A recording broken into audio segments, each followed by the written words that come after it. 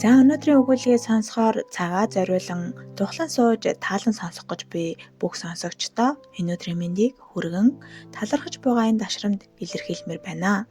Өнөөдрийн өгүүлбэр маань Зэндай аймын сайтын хуудсанд нийтлэгдсэн ийм хайрч байдаг гэдгийг сануулсан бодит хайрын түүхийг та бүхэнд хүргэх гэж байна. Нэгэн гунигт хайрын түүх. Хайрлан дурлах хувьтайд нь хайр дурлал буу заяа гэсэн эртний шүлгийн нэгэн мөр бий. Надад заримдаа шүлэг биш хорон санаатны шившиж үлдээсэн хүчит хараал мэтэл санагддаг. Үүнийг дурдсны учир бол 2002 оны намар оройхон хангаан нэгэн аймгийн төвд ажиллаар хэд хонсон юм л да. Уг нь 3 хоногийн томилолтоо явсан ч шалгалтын ажил сунжирч 5 хонсон билээ. Энэ үеэр үдсэн, сонссон нэгэн хэцүү хайрын түүхийг энд цэрүүлье. Томилолтынхоо өчөө дутуу хідэн төрөнөөс хэмэнчиг санаатай захын нэг жижигхэн буудалд буусан юм. Тэр үед чинь цалингаа сардаа хүрэхэд ихээхэн уур ухаан шаарддаг байв да. Шалгуулж буй байгууллагын маань төврөөс буудал санал болгосон ч хөл өмэн, дуу чимээнээс 3 хоногч болох хол байх мэн гэсэн цагаахан шалтак хэлээд татгалзав. Уртаашаа 5хан өрөөтэй эгэл цамхан буудал бяцхан цайны газартай. Буудлаа бодвол орж гардаг хүнтэй. Энэ нь тэр цайны газрыг ажилуулдаг 50 орчим насны гялалцсан эгчийн аашцан хоол ундны нүнжигтэй холбоотой байж магад. Хоол унд зөөдөг улаан хацартай хөрслөг шахуулсан бор охинтой хоёул ээлжгүй ажиллаж харагдсан. Би энэ өглөөний цай өдрийн үнцэг барин оройд бол голдуу дарга даамлууд небо нарын зочлоостой. Буцдгийн өглөө уг цайны газар цайлаа, намайг гаргаж өгөхөөр ирсэн шалгуулагч байгууллагын маань орлогч даргагч надтай хамт сууж байв. Цайны газар ажилуулдаг эгч орлогч дарга хоёр нэг анги хажээ. Цайны газрын эгч буцаж буй хүнд гараа гарган хийлээ гэсээр хийцтэй банштай цайгаар дайлав. Ангийн хоёр орон гэр хүүхэд шухад гэсэн аар сархан юм ярилцсан өглөөрт байсан тул бид хоёроос өөр үйлчлүүлэгч байгаагүй юм л да. Энэ үеэр гаднаас дуун зэргийн нуруутай мөн 50 гаруй насны ах орж ирэв. 5 хоногтой тэр гөлөрсөн хачин хүнтэй дөрөвдгөө таарж байгаа маань энэ. Орж ирээд буланд байх ширээн дээр суун үг хэлэхгүй, ийш тийш харахгүй, хувцас хунар бол тэнэл лугаа адил биш. Царай зүс нь харин нэг тийм хачин гөлрөнг. Нэг удаа тэнд нь хөдөө сумаас ирсэн болтой 2 залуу хооллож суутал өнөөх орж ирэнгүүтээ ширээнүүдэн муухай орилж билээ. Цайны газрын эзэн авгаа сандран очиж нөгөө хоёрыг аргадан зэрэгэлдээ ширээнд шилжүүлээд өнөөх мэлрээнүүдийг суулгаж харагдсан. Үүнээс булангийн ширээ бол мэлрээ нөхрийн дархлагдсан өмч юм байна гэж би ойлгосон юм. Ямар ч хоол ундны захиалгатай байсан эзэн эгч тэр мэлрээд өөрөө үйлчлэнэ. Анзаарахад бас тэр ахын аяга тавг халбах сэрэн тустаа. Энэ удаач мөн цайны газрын эзэн бидний дэрэгдээс годхийн босов. Хоол цаг нь аваачиж өгчхөөд хормочоос сам гаргаж үсийг нь самнаж илж өгөв. Гүн халуун хайраар инкрилж байх шиг огт өөр дүр төрх харагдаад явчихав. Бас хувцсан дээр нь байсан модны навчис энэ тэрийг түүж өгч байна. Орлогч дарга эгч санаашрангуй суун гөлгөрч хүн тийм хандж буйг мэдэж буй шинжгүй өмнө хөөл халбагдана. Би орлогч дарга эгчээс ямар учиртай юм хүн юм бол гэж хэрэг дурлвал бэртээ тийм болчихсон юм а хөрхөд зайлуул гин. Энэ эгчийн садан төрөл юм уу гэвэл бас л биш гэх юм. Эгчийг эргээд ирэхэд нь бич таач буянтай сайхан хүн юм да. Өдий цагт ийм хүн ховор шүү дээ гэсэнд эгчийн царай баярлан мишэх биш харин хувьсгийн улайв. Тэгснээ хоол унд гээд босоод явчихлаа. Уг нь ангийнхаа охинтой гайгүй суух шинжтэй байсан юм. Буцах унаа маань сураггүй байлаа. Өглөө эртэл ойрхон байх замын сумаас хөдлөлөө гэсэн таг. Намайг заавал унаанд нь суулгаж өгнө гэж зүтгэсэн орлогч дарга эгчийн хамт өрөөндөө оров. Миний шалгалт хийсэн байгууллага дээр дарга орлогч хоёрын хооронд ноцтой зөрчилтэй асуудал байсан ба эцсийн шийдвэр орлогчийн талд гарсан тэрбээр надад ихэд баярлаж байгаа нь. Тэгээд би тэр мэлрэнг хүн энэ цайны газар ажилуулдаг гэгч хоёр ямар учир холбоотой болох талаар хэрэг дурлвал надад нэг ийм түүх ярьж өгсөн болно.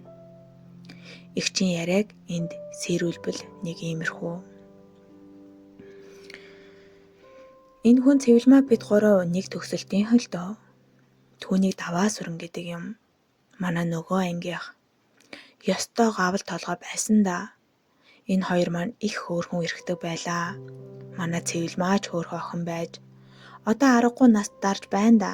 Гэхдээ энэ хэлэхэд нь тэр игчийн толиотой галзуурыг санаад тэрхэн үед инээмсэглэл тодорч байж билээ. Игч үргэлжлүүлэн хаяа би цагтлыг нь зөөн надаас чамд нарнаас цэцэгд үрдийн хайр үнэн ч явна юу ч билээ. Учиргүй гой сайхан үгтэй 10-аа төгсгöd даваа сүрэн хойно зөвлөлт холбоот улс Ураалын улс ардын аж ахуйн сургууль авсан юм. Цэвэлмаагийн оноо дутаад дотоодын полиен дээд би яах вэ? Надад худалдааны техником л олдохгүй юу? 8 сарын ихээр даваа сууран бид хоёр хот руу гаргаж өгч билээ. Бид хоёр юу байх вэ? Цэвэлмаа гаргаж өгөөд би даган баясаад лгүй. Гар гараасаа хатгалцчихад салж өгөхгүй. Одоо шиг тэврэлтэн энэ төр гэж тэр үед ямар байсан биш. Удалгүй бид хоёрч араас нь хот орсон. Би хамаатны цэвэлмаа оюутны байранд бидний байр ойрхон учир өглөө оройд холбоотой юм шиг л байна. Даваа сүрэнгээс 7 хоног бүр захидал ирнэ. Би тэр захидлаас нэг уншилцсан. Заримдаа цэвэлмаа татархнаа. Хичнээн чи хайрав. Хачин сайхан хайлж уярмаар үхтэн битээ. Баттай өөрийнх нь юм болохоор тэр юм бидтэй. Манай энэ нэг их хөөрөхгүй. Би л өмнөөс нь хөөрöd байх. Тэгтэл хагас жилээс эн чин нэг өндөр хар юмнаас салахыг байцглаа. Надтай ч уулзсан цөөрөөд захидал уншилцдагаач боллоо. Нэг удаа би тэсэлгүй даваа сүрэн яасан бэ гэсэн чинь байж л байгаа яавал гэж байна. Захидал ирж байгаа юу гэсэн чинь байгаа гэж тоосонгүй. Тэр өндөр хар юм нь уг нь гайгүй сайхан залуу л да. Тэр үед надад л муухай харагдаад байсан болохоос биш. Мөйсийн 3 дугаар курсын оюут ах байсан юм. Зуны амралтаар биднийг аймагтаа ирсний дараахан даваа сүрэн хойноос ирлээ. Ирсээр л цэвэлмаа дээр очдөг юм байгаа бидтэй. Дараа нь надтай уулзав. Унжийчихсан. Ёстой хийн гарчихсан амтын явна. Надад эрзэнт ч гэсэн дамбайсан зузаан захилууд үзүүлж байна. Өнгөрсөн хугацаанд цэвэлмаад бичсэн түүний захилууд юм байх. Цэвэлмаа захилыг нь буцааж өгөөд би өөр хүнтэй болсон. Чи амьдралаа бод намайг битгий ээрж тойрч заваагаарай. Үрд баяртай гэж хэлсэн гин. Даваа сүрэн би яах вэ гэдэл уйлж байсан да. Би тэгэхэд тэврээд хамт уйлмаар санагдаж байж билээ. Хоёулж сууцгаалаа. Юудаач би цэвэлмаатай сайн ярилцаж үзэхэр болов. Тэхнээ энэ жиих чинь ёстой хүлээж авдаг юм биш. Би жирэмсэн болсон өвөл төрөх байх. Гэтэ чи үнийг цаадахтаа битгий хэлээрэ гэж байна. Энэ жирэмсэн болсон гэдгийг нь сонсоод би түүнтэй дахиж ярилцах ямар ч боломжгүй юм байна л гэж бодлоо. Тэгээд даваа сүрэнтэйгээ уулзаад чи түүнийг мартах хэрэгтэй юм байна. Тэр яагаад ч үгүй гэж байна л гэлээ. Даваа сүрэн би цэвэлмаад хайртай. Өөр хүнийг би хайрлаж чадна гэж үү? Би түүнд хайртай гэсэн нэгэнд хэлэгдсэн үнэн амьдрах ёстой бидтэй гэж байна. Би юу гэхэвдээ тэмээл гэлээ. Тэр зунжин энэ муу даваа цэвэлмаагийн хаа байгаа газар нь бараадаад л байж байдаг болсон. Юм хэлэхгүй, ярихгүй зүгээр л бараадаад явж байх. Өглөө эрт хашааных нь булан дээр зогсож байх. Нэг их гунигтай амтан үе хингэнтэл санаа алдаад царай зүсч гэж гундаад хэрэг алга. Харин манай энэ чинь ёстой дувтан цухтаастай муурхуулган шиг юм болно. Заримдаа хашааныхаа ард банц хохулж түүгээрээ даваагаас нуугдаж гарна. Цэвэлмаагийн гудамны хідэн банд давааг бүр зодсон. Гэсэн ч хөөх нийт болчихсон царайтай амтан зогсож л байх. Намар гадаадын оюутнууд буцах болсон чинь махитлаа турчсан энэ даваа чинь явдаггүй. Аав нь тэгэхэд амьд байсан юм. Загнаж, заанаж, гуйж гувшаад дийлсэнгүү. Аймгийн хорооны нэг ах нэрийг нь мартчихж ахтай хамт сүүлд нь бараг хүчээр шахуу хот явууллаа. Бид ч яах вэ? Тэгсгээд хот явлаа. Намрын ажилд шуугиж божигнаад давааг мартчихаж. Намрын ажлаас буугаад иртэл өнөөх даваа чинь манай сургуулийн үүдэн дээр зогсож байх. Хүү чи чинь яачих вэ гэвэл хойноос хүрээд ирлээ гэж байна. Чөлөө аваа юу гэвэл үгүй л гин. Хайчхаа юу гэвэл дуугарсангүй. Би баахан зэмлэж загнасан санагдана. Ингэж болохгүй, цэвлмааг одоо март. Тэр чинь өөр хүнтэй, өөр сайхан охид зөндөө байна. Амьдралаа бод энэ төр гэдэл. Даваа сүрэн дуугүй зогсож байгаад л яваад өглөө. Хэсэгтээ сурггүй болчихов. Нэгэнтээ цэвлмаатай уулзахдаа би хэллээ. Цаадах чинь сургуулаа хаяад хүрээд ирсэн байна билээ гэвэл тэгсэн байна лээ. Манай сургууль байрны үдээр эргэлдээд ёстой аршигтай юм аа. Тийм унжис амтныг чинь би юу яах юм бэ гэж байна. Миний уур гинтхэн хурж чийл түүнийг тийм болгочихсон шүү дээ. Тэгэд хүнийг өрөвдөж хайрладаггүй чи ёстой муухай хүүд юм аа гэлээ. Цэвлмаа би түүнд хэлсэн шүү дээ. Би өөр хүнтэй болсон, жирэмсэн болсноо ч сая хэлсэн. Огт тоохгүй юм. Жирэмсэн болсон чинь хамаагүй. Би чамтай холбоотой бүх зүйлийг хайрлаж чадна гэж байна. Таг балаа болчиход цаадах чинь гэв. Цэвлмаагийн тэр дамдын сүрэн бол Моисын оюутны зөвлөлийн дарга Сүхбаатарын нэрэмжит цалинтан махны гишүүн. Ёстой мандаж явдаг залуу байлаа. Тэр хоёр сугталцаад их сургуулийн багнат танхимын үүдээр алхаж явах нь харуулштай. Цэвлмаа үнэхээр атаархмаар. Тийм сайхан мундаг залуустай дандаа таардаг, хайрыг нь татдаг. Үнэхээр азтай бүсгүй байлаа. Даваагийн захидлуудыг бодохоор л харамсмар байдаг юм. Гэтэл би гэдэг хүн чинь тийм сайхан уйрам өгтэй 100 захидал байтугай 3 өгтэй зурвасч авч үзээгүй хорвоог барж явна шүү дээ. Дамдын сүрэн тэр намраал гэр бүлтэй оюутны байранд тусдаа өрөө авч цэвлмаатай хоёул орлоо. Цэвлмаач надад бүр олдхоо болов. Нэг удаа цэвлмаа надтай зорж ирж уулзлаа. Найз нь сайхан хүн түшээд сайхан л байна. Гэхдээ энэ нэг ядаргаатай үнэхээр залхааж байна. Шүүн дунд өнгийгөд харахаар хүртэл манай зохон дээр зогсож байх юм. Би даймаг бүгдийг нь ярьсан.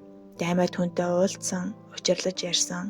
Хамт ресторанд орсон. Тэгээ босож ирэхдээ юу ч яриад нэмэргүй хүн билээ. Дахиж түүний царайг харах хүсэл алга гэж ирсэн.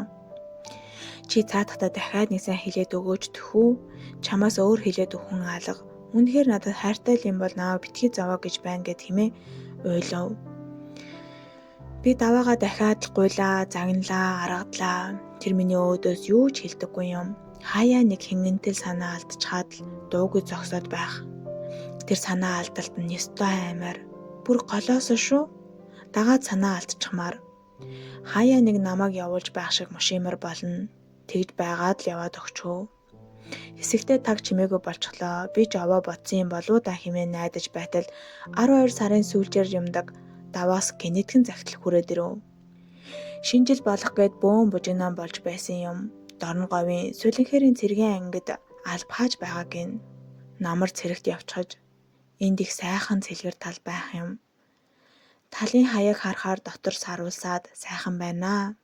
Их орны торгон хил гэдэг өөр юм байна. Эр цэргийн амьдралд удахгүй тасах байх. Би чамаас нэг л зүйлийг амжилан үнэн сэтгэлээсээ гуйж байна. Чи битгий л үгээрээ. Чи надад цэвлмаагийн тухай байнга бичиж байгаарай. Одоо гэдс нь хэр том болж байгаа вэ? Хөөхөн бондоож байна уу? Нүрэнд нь сэв гарч уу? Хорлог болдог юм гэсэн тэр нь яаж байгаа бол чи бүгдийг нь бичээрэй. Өвөл Улаанбаатар хүүтэн шүү дээ. Энд бол дулаахан. Улаанбаатарын хүүтэн автобус хүлээгч хэцүү шүү. Цэвлмаа ямар гуталтай байна. Гудамж халтрахаа ихтэй байгаа юу? Цаас их орсноо гэх мэтэр. Би яг түүний хүссэн, асуусан бүгдийг нь бичдэг болов. Зохиол шиг дэвхийсэн юм бичнэ. Яг л нэг нууц шинжээж айтай. Хичээлийн хажуугаар юун ч их дур байсан юм дээ. Нэг их ариун үйл хийж байгаа, нэг л их нууц хадгалж яваа гэдэгтээ итгэжсэн гүйж явж. Найзаа эргэж байна гэж цэвлмаагийн 7 хоног бүр очино. Тэгээ харсан үдсэн болгоно даваад бичнэ. Харин цэвлмаад юу ч хэлэхгүй. Тэр ч надаас дахиж даваагийн тухай асуугаагүй юм. Цагаан сарын өмнөхөн цэвлмаа төрлөө. Хүүтэй болов. Даймаа. Би түүнийг эхлээд ахаа гэдэг байснаа сүлдээ найзрахаа зүгээр л даймаа гэдэг болсон. Даймаач мундаг их баярлав. Сургуулийн оюутны зөвлөлийн тэргүүлэгчид бүгдээрээ нэгдүгээр төрхийн үүдэн цэцэг барьж жагсаад л бөөнлийн болов. Хөдөөнөөс Цэвэлмаагийн хоёр хөгшин ирж сайхан хань ижилтэй үр хөвгтэй болж гээд их баярлаа. Харин даваагаас ямар загтал ирдэг гэвэл хүүн хинтэй адилхан байна вэ? Би Цэвэлмаатай адилхан байгаасаа гэж зөндөө их залбирсан. Тийм байна уу? Цэвэлмаатай минь адилхан байна уу? Цэвэлмаа төрөхдөө их ядарсан уу? Чи миний өмнөөс үнсээрээ. Хүүхэн ч бас үнсээрээ. Ямар нэр өгөх бол гэх мэтэр. Би ч түүний хүсэлтээр хоёуланг нь 2-2 үнсэж билээ. Тэгэхэд Цэвэлмаа над руу нэг их гайхсан, бас асуусан харцаар харсан юмдаг. Даймаа Цэвэлмаа хоёрын хүү сар болоогүй юм. Цагаан сарын дараахан чухам юунаас болсныг нь сайн санахгүй байна. Тэр тухайд аваад бичсэнд маш их харамсаж гашуудж байна. Цэвэлмаа маань их гашуудж байна уу? Их уйлж байна уу? Чи миний өмнөөс нулимсыг нь арчиж өгөөрэй. Дамнин сүрэн миний Цэвэлмааг хэр аргадаж байна? Хэр халамжилдаг вэ гэх мэт хариу ирнэ. Тэгж ингэсээр 3 жилч нисэх мэт өнгөрлөө. Даймаа төгсөн жилээ хөдөө аж ахуйн эрдэм шинжилгээний хүрээлэнд томилогдож очсон юм. Уг нь хөдөө аймагт хуваарлагдсан ч гэр бүлийн шалтгаанаар хотод үлдсэн. Цэвэлмаа чөлөө энэ төр авалгүй уйлж дуулж зүтгэсээр байгаа нэг юм хугацаанд төгслөө. Энэ хооронд даваагаас загтал ирсээр би бичсээр байсан ч загтлын хоорондох зай улам улмаар холцоор л байлаа. Би төгсөөд аймагтаа аймгийн барилга угсралтын конторт хуваарлагдав. Нөхөртөө ч болов. Гэр бүлийн амьдралд хутгалдаад ажил амьдрал гэсээр тэр хоёрын явдлыг мартах шахав. Цэвэлмаа төгсөөд нөхрөө даагаж хотод үлдсэн юм. Бидний төгсөлтийн баяргаа бужигнаж байх үед даваагаас би сарын дараа халагдлаа. Халагдаад хаашаа очихоо одоогор шийдээгүй байна. Цэвэлмаа хотод суурших байх. Гэхдээ би хот ормооргүй байна. Намайг улирч баг дарга болох санал тавьсан. Улирдаг ч юм уу гэж бодож байна. Одоогор шийдээгүй л байна. Улирахгүй бол говийн аймагуудын нэгэнд очиж амьдрах гэж оролдоод үзнэ гэсэн загтал ирснээс хойш хаана явааг мэддэггүй тагчиг болчихов. Хорвоогийн шар нар бор хоног ээлжилсээр нэг мэтгэд 7-8 жил өнгөрчөж аймгийн намын хорооны үйлдвэр худалдаа эрхэлсэн зааварлагчаар шинэ хүн томилогдож ирж байгаа сураг сонсогдов. Гэтэл Дамнин сүрэн байхын тэр үеийн аймгийн намын хорооны зааварлагч гэдэг чинь мундаг том амьтан байлаа шүү дээ. Найз маань төрсөн нутагтаа ирж бод би ч их баярлаа. Цэвэлмаа аймгийн Тэресийн мэргэжлэн гэдэг бас ч үгүй өндөр албан тушаалтай аймгийн гудамжаар тэр хоёрынхон сугталцаад явж байгааг харахад бахархгүй байх аргагүй. Сайхан ч хосууд, шижинсэн залуу боловсон хүчнүүд, шилдэг сэхэтнүүд. Булцайсан хөөрхөн охинтойч болж аймгийн захиргаанаас залуу боловсон хүчнүүдэд орон сууц олгов. Бид гэр бүлийн найзууд болцгоолоо. Ойртоод ирэхнээ тэдний гэр бүлийн амьдрал бас ч тийм өөгүй сайхан биш аж. Нэг л хэрүүлтэй маргаантай. Наана сайхан солидны яг ингэж хэлсэн юм. Солидны ч цаанаа бол их үйтэн хөндийн анзаарагдав. Түүнээ тэд их нуух. Нэг удаа Цэвэлмаа бид хоёр элдв дэмээг ярилцсан суудал тэр генетхэн ингэхэд чи давааг хаана явааг нь мэдхүү гэж асуув. Нээрэн тэр хооронд даваага бараг мартах шахсан байжээ. Цэргээс халагдахынхаа өмнө загтал бичснээс хойш сураггүй байгааг хэлв. Мөн түүний огт сонсоогүй цэрэгт байхдаа бид хоёр харилцан бичилцдэг байсан загтуудын тухай ярьж өгөв. Одоо нэгэнт өнгөрсөн бороо болсон хайна гэж бодож байсан юм. Тэгэхэд Цэвэлмаа дуугүй сонсож нэг их шүүрс алдаж билээ. Бас нэгэн удаа Цэвэлмаа надад Даймаа тэр хоёрын амьдрал таарамж муутай байдаг тухай аминчлан ярьлаа. Даймаа хүрээлэнд хэлцийн дарга байхдаа нэг лаборант хүүхэнтэйгээ холбоотой байсан юм гин. Тэр нь мэдэгдээд намын өөрийн хүрээнд хүртэл яригдахдаа тулж хөөцөлдсөний хүчинд хөдөө томилтоор явахаар болж байж тэр хил амнаас мултарчээ. Тэр үед чинь удирдах албан тушаалтнууд гэр бүлийн асуудал гаргахад намын үүрэн авч хэлэлцдэг байлаа. Намаас шийтгэл авч хөөгдүүлэн тун хэцүү. Нүүр байхгүй болно л гэсэн үг. Систем дотроо мөддөөл олигтой ажил эрхлэх боломжгүй болчихдог байсан юм. Амьдрал үргэлжилсээр дахиад 4-5 жил болов. Би уг нь 2 найзаагаа өсөж дэвжиж албан тушаал дээшлэх байх гэж харж байлаа. Гэтэл харин ч будаг юм байна. Даймаа их удаг болчихсон байсан. Бас Даймааг аймгийн театрын хүүхнүүдтэй холбоотой тухайч дээл сул яриа сонсогддог байв. Энэ мэтээс болсон байж магад намын хорооноосоо авахулж аймгийн Темсийн багшаар очив. Цэвэл маань нэг юм ажил дээрээ дэнчгнээ тогтоод байгаа. Ихэнх үедээ манай хоёр гэр бүл нэг нэгээ хараа ордог, хамт цайлханд гардаг, тоглож нааддаг байсан бол сүүлдээ маш ховорхон орж гардаг боллоо. Гэтэл даймаа Темсийн сурагч охинтой холбоотой хэрэг илэрч аймгийн төвөөр нэг шууган шагшраан болдог юм байна. Тэр үед чинь ийм явдалд их соргог байж одоо бол нохоо хутсан мэт тоохгүй болсон. Намаас нь хөөчглөө. Өнөөх их сургуулийн оюутны зөвлөлийн дарга Сүхбаатарын цайланд тэргүүний оюутан галтай цогтой бэлдэж явсан залуугаас үлдсэн юм бараг үгүй. Нэг хорчийсэн, өрвийсэн хар юм болов. Хүн амьтанч дөлж зүхтаах тал руугаа. Уг нь эд 30 хэдтэй 40 шүргэж яваа нас шүү дээ. Бүр ч их уудаг боллоо. Харин Цэвэлмаа маань тэр бүх хил амыг тунж төвчээрдээ давж туулсан да. Нүднээс далдуур хичнээн ч уйлж шаналж байсныг мэдэхгүй юм. Наана бол огт тоохгүй байгаа мэт байв. Нэг их удалгүй даймаа тэр хоёр салав. Гэр бүл салгах шүүх хуралч их сүртэй боллоо. Аймаг даяар шуугих. Даймаа ажлаа өгөөд нутгаа бараад нь гээд дархан явчихав. Ингээд эд гунхалзаж явах 35 та Цэвэлмаа маань бага ангид сурч байсан охинтойгоо өрх толгойлсон эмэгтэй болж үлдлээ. Амьдрал ахуй нь муу байгаагүй. Тэрээсээсээ гарч ахуйн үйлчлэгэнд ерөнхийн ниабо хийж байв. Дээд мэрэгжлийн цайлан чинь хангалттай элбэг. Гэхдээ л ганц би эд насны хүүхний хувьд бэрхшээл их байлгүй яах вэ? Наандаж л эргүүлдэж зовоод орой үдэж хаалга уудыг нь самарддаг элдвийн хар юмнууд зөндөө. Хаяа бид хоёр элдвийг ялцдаг байлаа. Нэг удаа би даваагаа мөн ч их зовоосон доо. Тэр маань одоо хаана явдаг юм бол асууж сургалахгүй болохоор яаж сургана гарах билээ дээ. Энд аймгийн төвд холын хамаатынх нь нэг хүн байдаг юм билээ. Би асуухаасаа санаа зовоод байх юм. Чи нэг асууж өгөөч гэв. Би тэр хүнийг нь олж уулзаад асуулаа. Даваа сүрэн Баян Хонгор аймгийн өмнө хязгаарын нэгэн суманд ногооны гэвүү, жимсний гэвүү нэг баригадын дарга хийж байгаа. Амьдрал ахуй нь сайн гэр бүлтэй болсон гэсэн мэдээтэй ирэв. 2-3 жилийн дараа арчлал гарч өмч ховшлол болон бужигнацгаав. Оюутан байхдаа даймаагийн гарыг аяыг хараад эрхлээд хилээ хазаад сууж байдаг эрх танхи. Амьдрал мэдэхгүй Цэвэлмаа маань энэ хугацаанд дайчин амьдрал шаргуу зүтгөө болжээ. Амьдрал хүнийг тийм болгодог юм билээ. Өмч ховчлаар ахуй үйлчлэгээний дэлгүүрийг ховчилж авлаа. Байгууллагад нь жолооч байсан Баярбаатар гэдэг залуутай нийллээ. Тэр их сэргэлэн сүхэдэ залуу байсан юм. Аль хатуу үйдэл дамын 8-аас сүнгэнүүлдэг сайн ир. Аймгийнхаа хамгийн боломжийн бизнесмэнүүдийн нэг болов.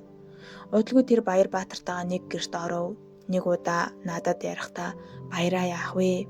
Соёл боловсролын хувьд даймаатай яаж харьцуулах вэ? Бүдүүлэг ирээгүй л хүн. Гэхдээ сэтгэл мэдрэгдээд байдаг юм. За зөвлүүлээд явбал учиргүй муу хүнч биш дээ. Одоо охиноо бодхоос нэг дүүтэй болгож өгье. Үр хүүхдээ харахаараа баяраа эрх биш улам наашлах биз гэж билээ. Удалгүй бас нэг охинтой болов. Гэтэл тэр гайхал баяраа нь хартай гэж ихтэй хамтан байж бүр солиотой гэмээр хартай.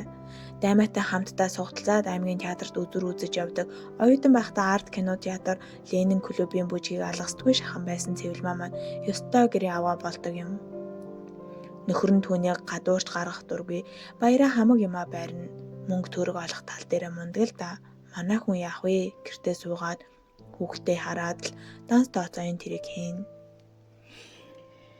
Гэтэл нэг л өдөр тэнгэрээс буугаад ирсэн мэт даваа гараад ирдэг юм да. 96 оны хавар санагдана. Өглөө ажлын үүдэн дээр нэг хүн над руу хараад энийгээ зогсож байдаг юм. Би таньсангүй. Толгой догчоод хажуугаар нь гарах гэтэл бууганаас бариад авлаа. Дэлгэрээ, намайг танихгүй байгаа юм уу да? Би даваа сүрэн байна шүү дээ. Гэхдээ би зочсондоо бараг унах шахаж билээ. Бид уулзалгүй 24 жил болжээ. Өдөржин шүнжин ярилцсан сумаар. Нэг жих өдөлсөн шинж алга. Баян Хонгор, Говь Алтай аймгийн захын сумдаар ангийн байцаагч, байгаль хамгаалагч голдуу хийж хэрээр тэнжил ихэнх амьдралаа өнгөрөөсөн гэлээ. Ёстой нэг эгэл хөдөө хэр болж тээ. Өнөөх сэхэтэн шинжийн гавал толгойтой хүүгээс үлдсэн юм бараг алга. Би халгаж Гэр бүлийг нь асуулаа. Гэр бүлгүй л гин. Чамайг хамаатан чинь гэр бүлтэй хүүхэдтэй гэж хэлсэн шүү дээ гэвэл хөгшин нь гэр бүл зохиох гэж оролдож үзсэн. Нэг хүүхэнтэй 2-3 жил амьдрах гэж хичээсэн. Хүүхэд ч гарсангүй. Нэг хүүхэд өргөж авсан ч хүн болсонгүй гэж байна. 2-3 жил гэдэг чинь бага хугацаа байна. Өөр бас шантарч болохгүй шүү дээ гэвэл нар салхинд хөрсөжсөн нудрага зангидан цээжин дээрээ лүг хийтэл шааж. Дэлгэрээ энд нэг юм зангираад болохгүй байгаа юм. Би яах юм бэ гэж билээ. Энэ үгийг сонсоод миний нулимс өөрөө ирэхгүй мэлтрээд гараад ирсэн юм да. Цэлмагийнхаа өмнөөс шүү дээ. Бас даваагийнхаа өмнөөс. Тэгэхэд аймгийн цэцэрлэгт тэр хоёр хөөцөлдөөд Цэлмагийн цагаан парчиг гизгнийх нь копрон яг л эрвээхээ шиг дэрвэн дуун цангин байсан тэр дурсамж яг зүүчгнүүд нь харагдсан юм. Бас Цэвэлмаа бид хоёр түүнийг аймгийн тээврийн товчооны арын байшингийн болонд гаргаж өгч байсан мөч харагдсан. Тэгэхэд тээврийн товчоон дээр даваагийн ах дүүс найз нөхөд нэрчгсэн байсан учраас бид санаа зовоод тэр ард нууцхан салах ёс хийсэн юм. Тэр хоёр маань гар гараасаа тас хатгалцчихсан өөдөөсөө ширтэлцээд үгч хэлж чадахгүй зогсож байгаа тэр зураг. Бас тэр даваагийн бичдэг олон сайхан загтлын мөрөөд тэр загтлыг оюутны орон дээр, Сүхбаатарын хөшөөний гинжин дээр, цэцэрлэгт хүрээлэнгийн сандал дээр Цэвэлмаа бид хоёр зэрэгс суугаад уншдаг байсан мөчүүд минь нүдэнд харагдах шиг болж билээ.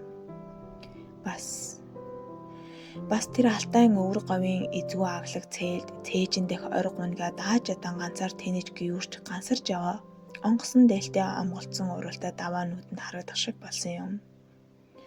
20 гаруй жил шүү дээ. Харин энэ удаад даваа миний нулимсыг Цэвэлмаагийн өмнөөс бас өөрийнхөө ч өмнөөс арчиж өгсөн дөө.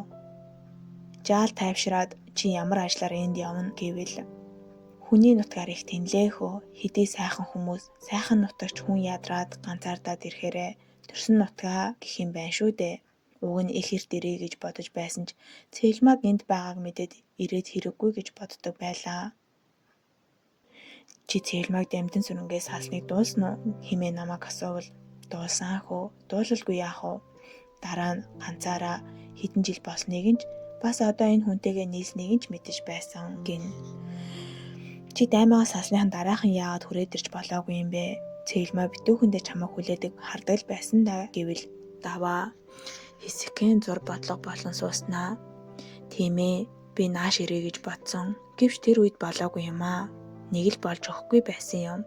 Би чамд юу гэж тайлбарлахаа мэдэхгүй байна. Болохгүй л байсан л та. Тэгвэл чи одоо яах гэж ирээвэ? Нэгэнд оройтчихсон шүү дээ. Түүнд дахиад хэцүү байж магад бүр ч илүү гэвэл тийм ээ, түүнийг мэдэж байгаа.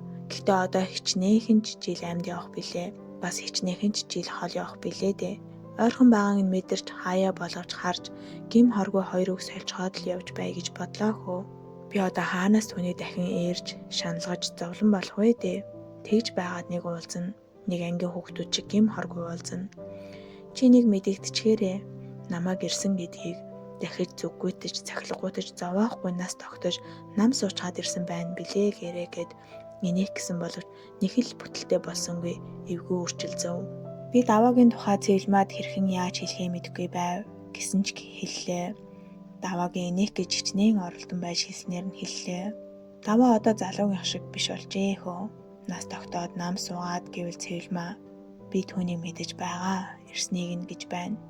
Чи яаж мэдээвэ? Хэн хэлээвэ гэвэл би зүүдэлсэн юм аа. Одоо би түүнийг мэдэрдэг болсон. Бид ямагт хамт байдгийг өмнө нь оногт анзаардаггүй байсан юм билээ гин.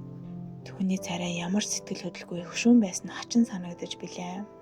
Даваа маань нэрсээр жил гаруй болов. Үгийн сүрхий хүн болохоо харуулж дорхонол под хийгээд босоод ирэхэн тэр жаахан цуглуулж хураалсан мөнгө хөрөнгө байсан юм шиг байгаа. Даваа надад нэг юм үзүүлнэ л гэд яваад байдаг байсансан. Тэгээд үзүүлсэн юм. Түнтгэр бэлгар уудтай юм гаргаж ирж задлав. Дотроос нь судар шиг торгон баримтагтай юм гаргаад дахин задлсан. Тэртээ хон жилүүдэд сүлэнхээрийн застав руу Цэвэлмаагийн хаашаа хараад сууж байгааг нь хүртэл бичдэг байсан миний захлууд байж билээ. Ихэвчлэн 5 төрөний дөрвөлжин шугамтай дэвтрийн цаасан дээр бичдэг байсансан.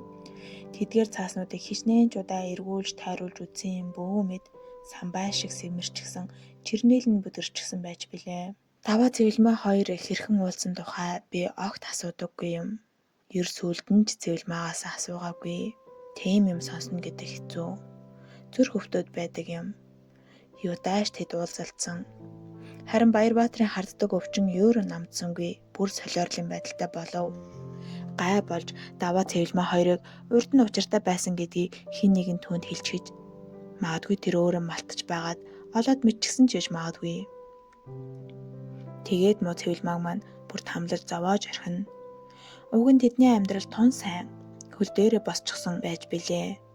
Баярбаатар ан намд илсэн улс төрч болж 1996 оны сонгуулийн дараа аймгийн нэг том дарга болчихсон байв. Нэг тоосгоны үйлдвэртэй, нэг дэлгүүртэй, хоёр ч газар байр байраа түрээслүүлчихсэн. Ундаг хоёр ч төрлийн унаатай. За тэгээд дарга хүн чинь яаж игээд л юм осгодог юм байгаа биз дээ. Нэг удаа би Цэвэлмаад хэллээ. Цаад эргүү Баярбатараасаа салаа. Хөрөнгө мөнгөтэй нь явуулчих. Алийн болгон ийм дарамтанд амьдардаг юм бэ? Яаж игээд амьдрчил таараа. Үр хүүхдээ бодоод тэснэ гэж юу байсан юм гэвэл Цэвэлмаа маань хүүхдээ бодоод тэсэд байгаа ч юм алах уу. Баяраа юу гэдэг гэж салбал даваа бид хоёрыг хоёуланг чинь ална гэсэн. Тэр тэгж мэдэх мунхан хүн шүү дээ гэж байна. Ийм байдалтай жил орчин болов. Нэг удаа тэр хоёр муудалцдгаараа л муудалцах ч юу бах вэ? Нөгөөх нь Цэвэлмааг маань элдвээр зовоож эргүүтэхгүй юу? Цэвэлмаа тэсэлгүй чам шиг тэнгийг хэн хайрлах билээ гэж хэлчихэж. Нөгөөх нь тэгвэл чиний тэр хайрладаг хүнийг чинь алчихъя гэд гараад гүйж. Гай болсон юм шиг тэр үед нь даваа гэрийнх нь ойролцоо явж таарсан байгаа юм. Яагаач тэнд явж байсан юм байгаа. Тэгээ тоосгоор ч юм уу чулуугаар ч юм уу давааг тархитаж орхисон байгаа юм. Сэхийн тухаангүй 3 хонлоо хотоос эмчнаар ирж хид хідэн хаалгаа хийсэн байх. Эмнэлэгт хагас жил хэвцэндээ зайлвал. Цэвэлмаа Баярбаатарын араас гарч ирээд давааг цус нүчтэйгөө холилдчихсан газар твтэж байхыг үзэж бархираад л тэврээд унчихсан гэдэг. Чи одоо намайг яг энд хамт алаад өг гэж баяраараа хашгичаад байсан гэсэн. Эмнэлэгт хэдэн шөнө давааг нойргүй сахисан да. Ямар өөр ойр дотны гэх хүн байсан биш. Холын хамаатан нэг хөгшнийх л байсан. Хаяада нөхөр бид хоёр очиж хань болно. Хичнээн ч их өвлөв да. Баяраг яахав дээ сэргийлэхэд хэд хонуулаад гаргасан. Даваагийн талаас нэхэмжлэл гаргах хүн үгүй. Тэгээд ч мөнгөтэй дарах хүнийг чинь яадаг ч үгүй болчиход байгаа цаг шүү дээ. Давааг эмч нар хотын эмнэлэг рүү аваад явхад Цэвэлмаач 2 охиноо аваад дагаад явсан юм. Тэгээ Баярбаатараас бүр мөсөн салсан да. 2 охиноо өөртөө аваад тэр хөрөнгөнөөс нэг байшин л авах шив дээ. Бусдыг нь Баярбаатарт өгсөн. Охиныхоо өмнөөс энэ байшинг чинь авлаа. Бузрын чамаас өөр юу ч авахгүй гэд Баярбаатар руу орилж байсан юм. Уг нь хүмүүжилдээ хүний өмнөөс тэгж муухай орлох хүн биш л дээ. Хэдий Баярбаатар болих мунхагч бас хүн нь гайгүй хөрөнгөө бүгдийг нь чамаагүй өгнө гэж байсан. Гэтэ тэр аваагүй. Хагас жил орчмын дараа юу ч сандаггүй таг мэлрэн хүн босож ирсэн юм. Цэвэлмаа хамаг байдгаа зарж үрээд бас даваагийн хөрөнгийг ч үрээд түүнийг авч очоогүй эмнэлэг байраж илээж байхгүй. Урагшаа хөхөт Бээжин Солонгос хүртэл явсан. Нэмэр болоогүй. Тэгээд хувь заяатаа авлирсан дээ. Тэр цагаас хойш одоо иймэрхүү байдалтай л муу найз минь амьдарч байна. Энэ цайны газрыг түрээслэж амжиргаа болгоод явна. Даваа хаяа санамж нь бүр түр орж ирдэг юм шиг байгаа юм. Цэвэлмаагийн хазрыг 2 алгаараа шахаж барьж байгаад нүүрлүү нэг их хардаг юм. Тэгэх бүрт муу найз минь уйлаад л байдаг байлаа. Одоо ч уйлах нулимсгүй болсон доо. Даваа хоол идэх гэж орж ирнэ. Тэгээд гараад явчихдаг. Хаа хамаагүй явж магадгүй. Өсгөрөө орж ирж хоол идэнэ. Орой эндээс гараад нөгөөхийнхөө хойноос хөөцөлдөж байж олж гэртээ аваачиж унтуулна. Даваа их ууртай болсон. Хүнтэй барагтай болов солихгүй. Гудамжаар амандаа юм гөвтнөөд л тэнэж явах. Ийм л нэг амьдрал байна да. Хизээ урд насны өртлөөс юм бүү мэд. Бидний мэддэг даваа аль хэдийнэ бурхан болчихсон. Тэр 17-тай хүү байхдаа Цэвэлмаад хайртай гэж хэлсэн. Энэ үг нь 17-тай хүү үг төдий биш байж. Магадгүй их холоос сүнсээр дамжиж ирсэн үг байх. Заримдаа би тэгж боддог юм. Даваа нэгэнд хэлэгцэн үнэн амьдрах ёстой гэдэгт итгэж байсан. Тийм ээ. Тэр насан туршдаа зөвхөн сэтгэл зүрхэндээ амьдарч Түүний хайр насан туршид нь амьд халуун байсан да. Нэг бодлын нэгэн насны эмгэнэл зовлон гуниг мэдч нөгөө бодлын ямар их утга учиртай амьдрал байгаа вэ? Ямар хүчрхэг дотоод ертөнц байгаа вэ гэж надад бодогддог байлаа. Гэвч одоо энэ хоёрынхоо байгаа байдлыг харахаар тэр утга учир нь гуниг харуулслал болж харагдах юм. За муу найзынхаа хамаг намтар төөх зовлонг нь ярьчих шивдэ. Муухай ч юм шиг. Гэхдээ ийм нэг хайр энэ хорвоо дээр байсан юм шүү гэдгийг хин нэгэнд ярмаар болоод л байдаг юм. Чамайг зохиол мохиол бичдэг гэхээр нь ярьж санаа амрав.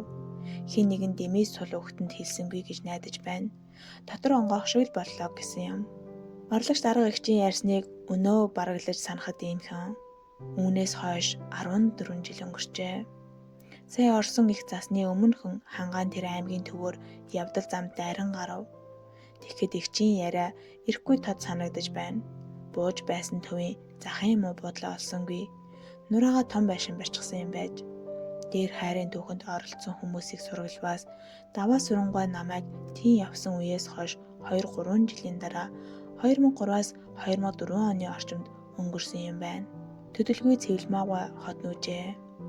Сүүлд 2008 оны өвөл хороолын эцсийн торило бусны буудлын орчимд цагаан утас барьчихсан явхад нутгийн хүн таарсан гин. Цагаан утсаар төлбөртэй яриулдаг шүү дээ.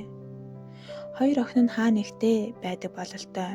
Надад энэ түүхийг хүүрэндэг эгчийн нөхөр бурхан болж өөрөө хүүхдүүдэд бараадаад Америк явчихаж Баярбаатаргаан ус төрдөө тууштай зүтгэсээр сүрхийж ахиж дэвшин яаман дэд сайд хүртэл явжээ.